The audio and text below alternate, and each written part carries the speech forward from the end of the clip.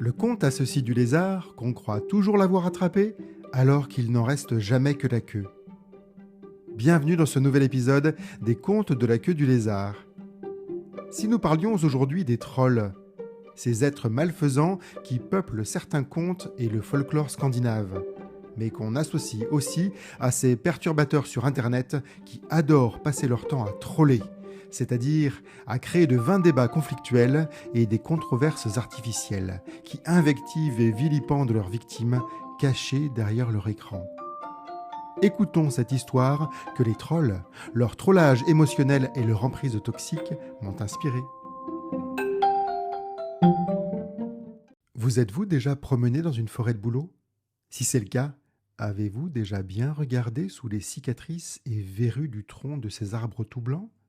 Vous irez sans doute rencontrer les petits trolls verruqueux qui y séjournent, la gueule pleine de poireaux poilus et de cornes de vieilles verrues. Si vous les avez bien croisés et que vous êtes avec moi aujourd'hui pour écouter cette histoire, c'est que vous leur avez échappé vous aussi. Ah bon ? Vous ne les saviez pas malveillants ? Eh bien, je vais vous raconter l'histoire de 3 trolls d'entre eux, qui s'appelaient Toc, Troc et Toc, qui adoraient se glisser tout défroqués et tout nus dans la carcasse et la peau des hommes et des animaux qu'ils enfilaient comme un collant. Toc adorait le sentiment exquis de glisser dans un corps en toc, un corps qui n'était pas le sien, comme glisser son pied dans une chaussette encore chaude. Troc adorait quant à lui échanger et troquer sa peau contre une toute nouvelle. Toc adorait jouer à toquer, à faire toc-toc depuis l'intérieur sur les parois d'un corps étranger. Ils étaient tous les 3 un peu toqués à leur manière.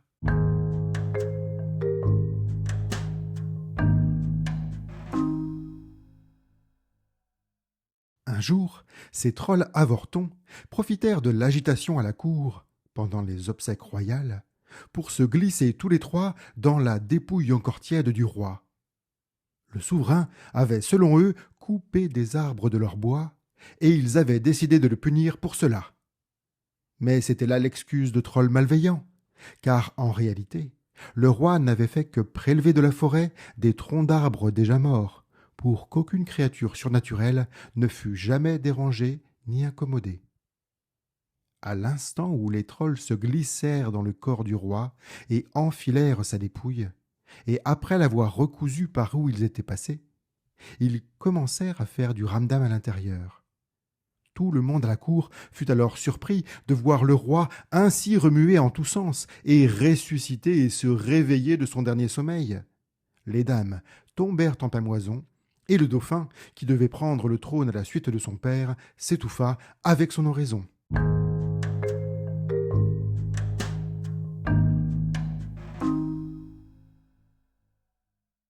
Le corps du roi réveillé, habité par Toc, Troc et Toc, se leva et prononça ces quelques mots avec une drôle de voix contrefaite. C'était la voix de Troc qui troquait sa voix de troll pour une voix d'humain. Qu'on m'apporte séant ma belle-fille, et qu'on prépare les épousailles. C'est elle qui sera désormais mon épouse et reine. Tout le monde était occupé à la stupeur de la résurrection du roi, que personne n'osa contredire cet ordre déplacé. Le roi criait toujours avec cette drôle de voix contrefaite.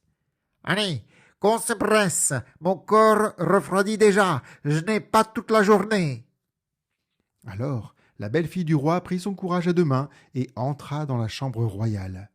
C'est dans la chambre funéraire même qu'on célébra la noce en 5 secs entre le roi et sa bru.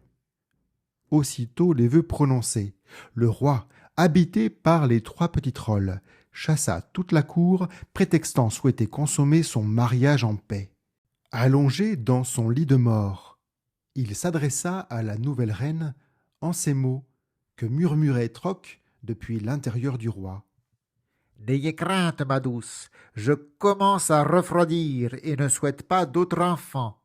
Laissez-moi entrer, que je séjourne en vous quelque temps pour me réchauffer. » Alors la reine s'exécuta, elle ouvrit grand la bouche, et le corps du roi rempli des 3 trolls dévala la gorge de la gente dame pour se loger dans son estomac.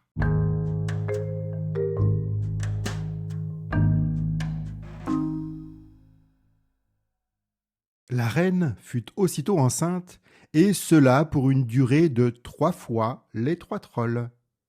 Au bout de ces 9 mois, elle mit au monde une grosse boule poilue, qui était un énorme lapin avorton dans lequel les trolls se serraient un peu. Troc dans le ventre du lapin, et toc, chacun dans une des grandes oreilles de l'animal nouveau-né. Comme dans un tour de magie, la reine, qui avait avalé le roi trépassé, avait accouché d'un gros lapin tout blanc. C'est ainsi que le royaume était désormais gouverné par un gigantesque lapin habité de 3 gnomes dont les oreilles remuaient à chaque fois que Toc éternuait. Mais vint un moment où le corps du gros lapin se mit à tiédir puis à refroidir. Les 3 trolls, qui avaient passé 9 mois bien au chaud et ensuite quelque temps dans le corps du gros lapin tiède, durent se résoudre à changer de peau pour un corps encore chaud.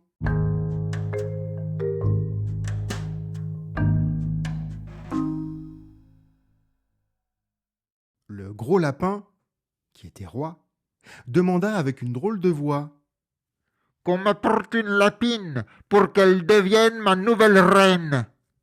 Alors on apporta sans broncher une lapine pour qu'il l'épousât. De la nouvelle reine aux grandes oreilles, le gros lapin blanc eut une belle portée de rejetons qui peuplaient la cour en sautillant partout dans les jardins royaux. C'est ainsi que, chaque jour, les trolls pouvaient gaiement passer d'un corps à l'autre et enfiler une nouvelle peau de lapineau comme un pyjama. C'est tellement grisant et douillet d'entrer dans la dépouille d'un autre comme dans une chaussette encore chaude.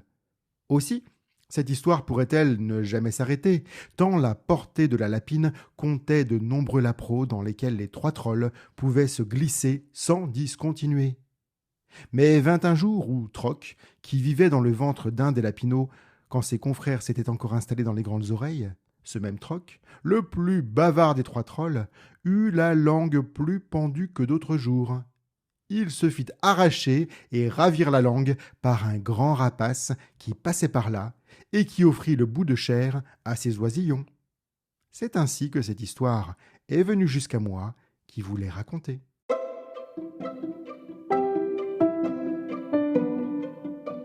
C'était La chaussette encore chaude, un conte imaginé, écrit et lu par Wilfrid Merklen, à partir de la sensation désagréable qu'inspirent les trolls.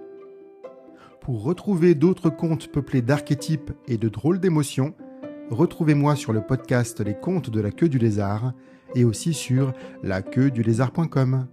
En attendant, restez bien au chaud.